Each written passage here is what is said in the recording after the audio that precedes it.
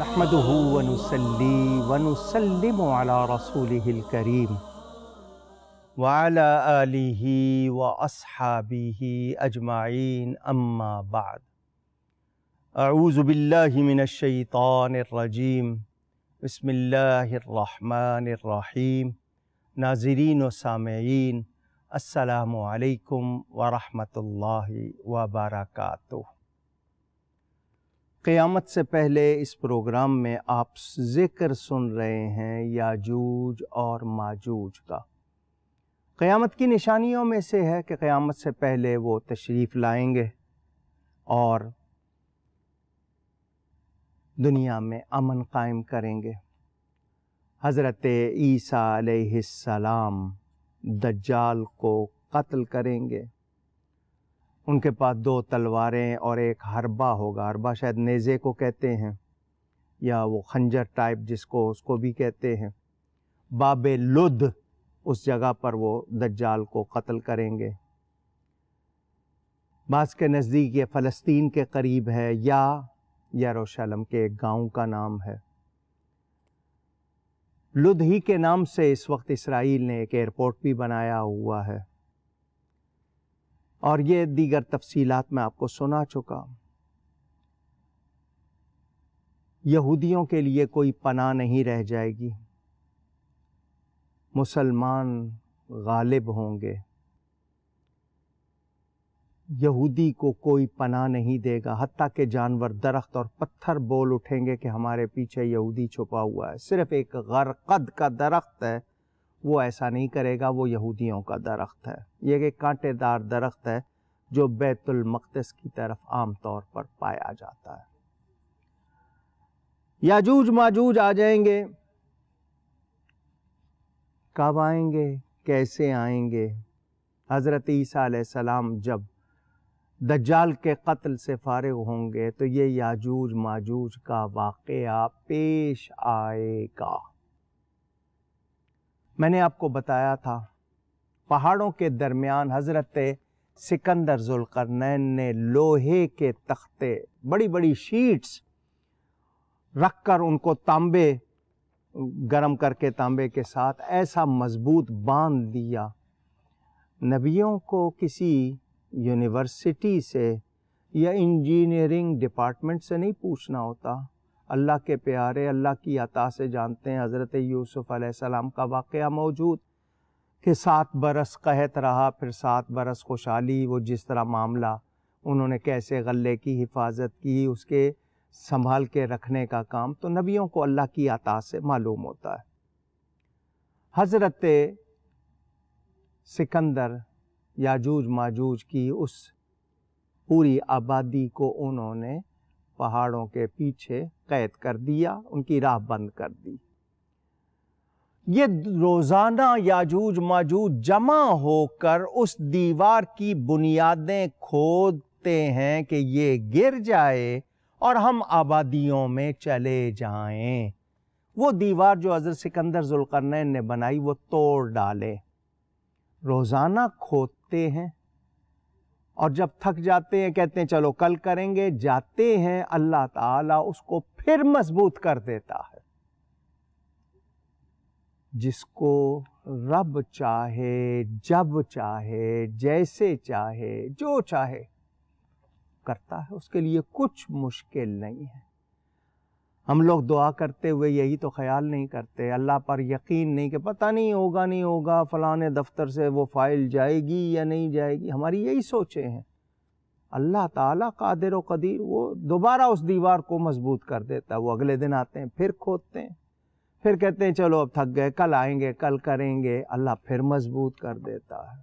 ان کا جو سربراہ وہ ایک دن یہ بولے گا کہ انشاءاللہ باقی کل کھودیں گے، یہ انشاءاللہ کا لفظ اس کے منہ سے نکل جائے گا۔ یہ 3 لفظ ہیں، انشاءاللہ،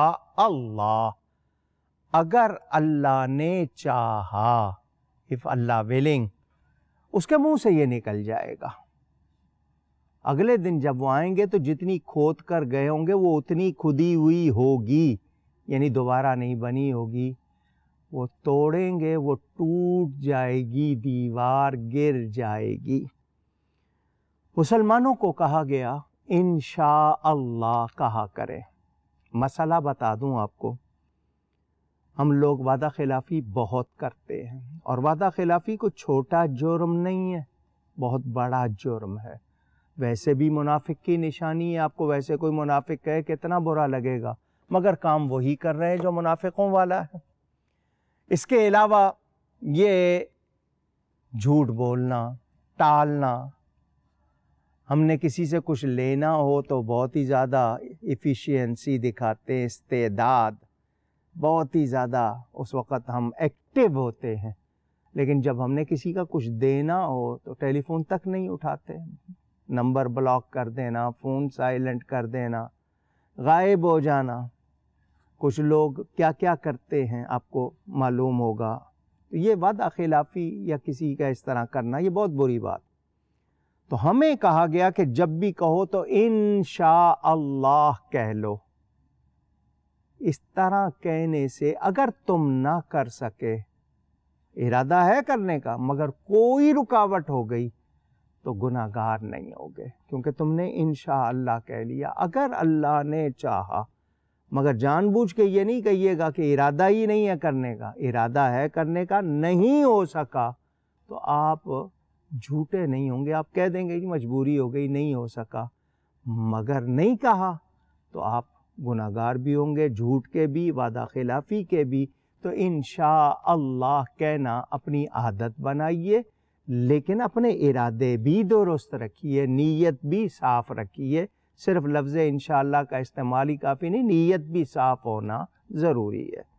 اس کے منہ سے انشاءاللہ نکل جائے گا اور اگلے دن وہ کھودیں گے، دیوار ٹوٹ جائے گی، سد سکندری ختم ہو جائے گی، اور یہ لوگ وحشی قبائل، آپ کسی کو درندہ کہتے ہیں، وحشی کہتے ہیں، جنگلی کہتے ہیں، تو یہ جنگلی قبائل آبادیوں میں آ جائیں گے۔ وسطی ایشیا، سینٹرل ایشیا سے آگے چائنا کا بھی علاقہ اس میں آتا ہے، یہ دوسرے سارے ایشیا کے پیچھے کے علاقے بتائے گئے۔ واللہ تعالی عالم۔ یہ قوم حضرت ابراہیم علیہ السلام سے قبل اور طوفان نوح کے بعد کی ہے۔ یہ شروع سے باغی اور سرکش قوم تھی، یاجوج اور ماجوج۔ بعض لوگوں کو بگاڑ سے دلچسپی ہوتی ہے، ان کو شروع سے یہی ان کا شغل، پروفیشن کہہ لیں، ہیبٹ کہہ لیں، یا ان کی جو بھی عادت کہہ لیں، یہی لڑنا، خرابیاں کرنا، قتل و غارت سے بہت زیادہ ان کو دلچسپی۔ اللہ تعالیٰ نے اپنی مخلوق کو ان سے بچانے کے لیے حضرت سکندر ذوالقرنین کے ذریعے انہیں پہاڑوں کے پیچھے دھکیلا۔ یہ محبوس یعنی اس میں قید میں ہو کے رہ گئے، لاک ڈاؤن میں چلے گئے، مگر قیامت کے قریب یہ ظاہر ہوں گے، اور ان کا ظاہر ہونا قیامت کی بڑی نشانیوں میں سے ایک نشانی ہے۔ اس وقت سے پناہ مانگیے، سن رہے ہیں آپ، اس وقت سے پناہ مانگیے۔ اللہ تعالی ہمیں ایمان کے ساتھ اس وقت سے پہلے لے جائے۔ اس مقام پر کوئی ان کی زبان سمجھنے والا نہیں تھا، نہ وہ کسی اور کی زبان بول یا سمجھ سکتے تھے، تو اللہ تعالی نے بچا لیا ہم کو۔ سورہ انبیاء اور سورہ کہف میں ان کا ذکر موجود ہے۔ محققین کے حوالے سے بعضوں نے لکھا، داغستان کے علاقے میں کوہ قاف، اس کو کوکاز بھی کہا جاتا ہے، کہ پہاڑوں میں کسی پہاڑ کے پیچھے دو قبیلے پائے جاتے تھے، ان میں سے ایک کا نام آقوق اور دوسرے کا نام ماقوق تھا۔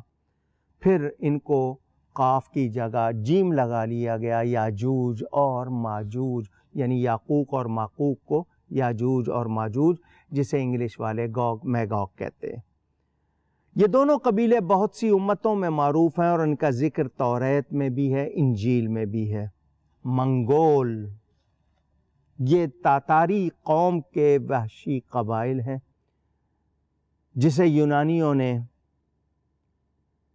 یہ گوگ میگوگ میگ یا میگاگ اور گاگ، مختلف ان کے پرونانسیشن ڈفرینٹ لینگویجز میں، مختلف زبانوں میں ہے۔ منگولیا اور کاکیشیا سے لے کر مغرب تک پھیلے ہوئے، منگول کی جو پرانی داستانیں کہ وہ آدم خور ہوتے تھے، وہ یہی قبیلہ بتایا جاتا ہے۔ حضرت ذوالقرنین کے عہد میں انہوں نے پورے علاقے میں وحشت پھیلا رکھی تھی۔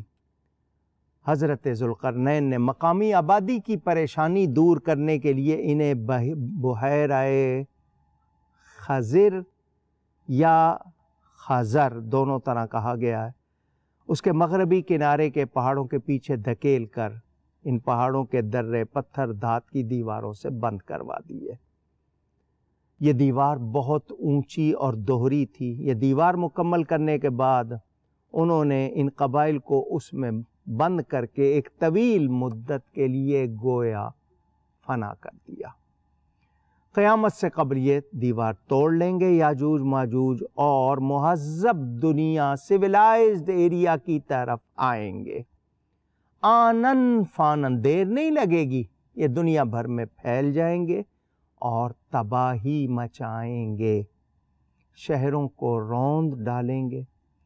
جس پانی پر سے، یعنی پوری ندی بہہ رہی ہے، جس پانی پہ سے گزریں گے سارا پانی پی جائیں گے، خشک کر دیں گے۔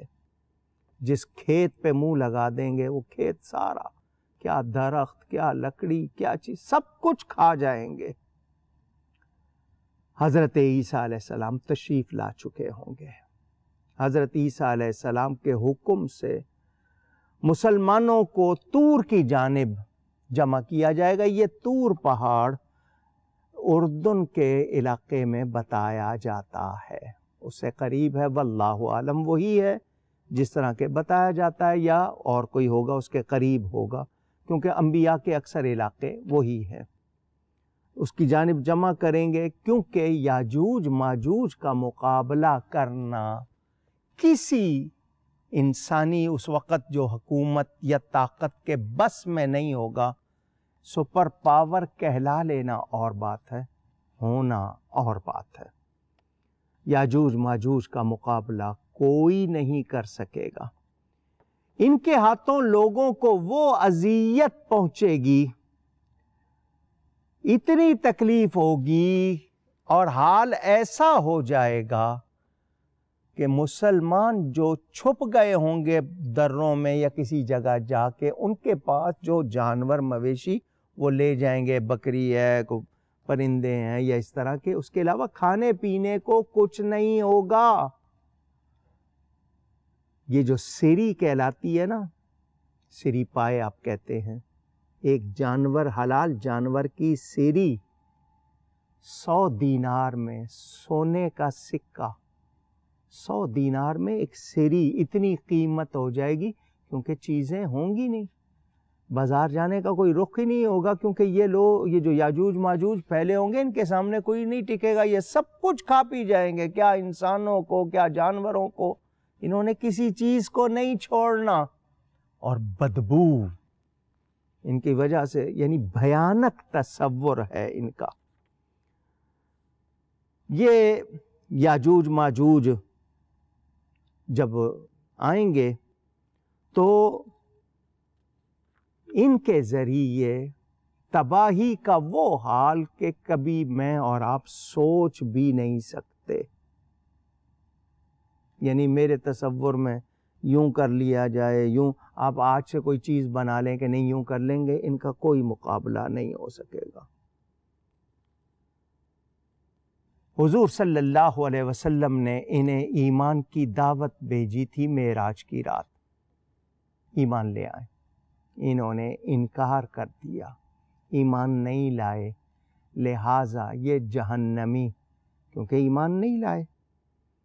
حضرت نواس بن سمان کی روایت کہ دجال کے ذکر اور اس کی سیدنا عیسیٰ علیہ السلام کی ہلاکت کے بعد عیسیٰ علیہ السلام کے پاس ایک قوم آئے گی جنہیں دجال سے اللہ تعالیٰ نے بچایا ہوگا۔ ان کے چہروں پر حضرت عیسیٰ علیہ السلام ہاتھ پھیر کر ان کے جنت میں درجات بیان فرمائیں گے، وہ اسی حال میں ہوں گے اللہ تعالیٰ حضرت عیسیٰ کو وہی بھیجے گا کہ میں نے اپنے ایسے بندے نکالے ہیں کہ ان کے ساتھ لڑنے کی کسی کو طاقت نہیں، میرے ان بندوں کو جو آپ کے پاس آ کر ایمان لے آئے ہیں ان کو پہاڑوں پر لے جائیے۔ یاجوج ماجوج خروج کریں گے، یہ خروج کرنا اللہ تعالیٰ کی مشیت ہے۔ کس نے بنایا ہے ان کو؟ اللہ تعالیٰ نے۔ کیوں بنایا ہے؟ پلیز آپ کتنی بھی بحث کر لیں آپ کچھ نہیں سمجھ سکتے، اس کا نظام قدرت ہے۔ آپ ہر اچھی بری تقدیر پر ایمان رکھتے ہیں، مرنے کے بعد کی زندگی پر ایمان رکھتے ہیں۔ اللہ تعالیٰ نے شیطان کو کیوں بنایا؟ نہ بناتا دنیا میں برائی کا کوئی کانسیپٹ ہی نہ ہوتا، کوئی تصور ہی نہ ہوتا۔ یہ رب کی مشیت ہے۔ انسان کو بے بس نہیں بنایا گیا، ارادہ اور اختیار دیا گیا ہے، جتنا دیا گیا ہے، لمٹ نہیں بتا رہا، ارادہ بھی دیا گیا، اختیار بھی دیا گیا۔ جتنی طاقت ارادے اور اختیار کی دی گئی ہے انسان کو، اس کے استعمال پر ہی جزا اور سزا ہے کہ ملی ہوئی ارادے اور اختیار کی قوت کیسے استعمال کی۔ اچھائی میں کی جزا پائیں گے، برائی میں کی سزا پائیں گے۔ ہمیں جتنا اختیار اور ارادہ ہے اس کا استعمال صحیح کرنا ہے۔ قدرت کے کاموں میں بحث کرنے سے آپ کو کچھ نہیں ملے گا، انکار کرنے سے بھی کچھ نہیں ملے گا، ایمان سے جائیں گے۔ ایمان ہوگا، گناہگار ہوں گے تو بالآخر بخشش کی گنجائش، کیونکہ ایمان کے بغیر نجات کا کوئی تصور نہیں ہے۔ یہ جو آئیں گے میں نے آپ کو بتایا، پانی پی جائیں گے، مومن کچھ قلعوں میں کچھ دوسری جگہوں میں محفوظ ہوں گے، لیکن سب تو نہیں ہو سکیں گے، تو یہ بہت ساری آبادی ان کی وجہ سے تباہی کا شکار ہوگی۔ بحیرہ تبریہ سے گزریں گے، اس کا پانی نگل جائیں گے، اور یہ بڑی نہر تھی۔ اس کے علاوہ خوراک کی تمام چیزیں یہ ختم کر دیں گے۔ مسلم شریف میں روایت کہ یاجوج ماجوج کہیں گے ہم نے تمام اہل زمین کو مار ڈالا، اب چلو آسمان والوں کو بھی قتل کریں، تو وہ آسمان کی طرف تیر پھینکیں گے تو وہ تیر خون میں بھرے ہوئے ان پر واپس آئیں گے۔ ایسا کیوں ہوگا؟ اس کے بعد کے واقعات کیا ہیں؟ آئندہ نشست میں آپ کو سناؤں گا۔ آج کی نشست کا وقت پورا ہوا۔ گفتگو میں مجھ سے کہیں کوئی غلطی ہوئی ہے، اللہ کی بارگاہ میں توبہ کرتا ہوں۔ بہت شکریہ۔ والسلام علیکم ورحمۃ اللہ وبرکاتہ۔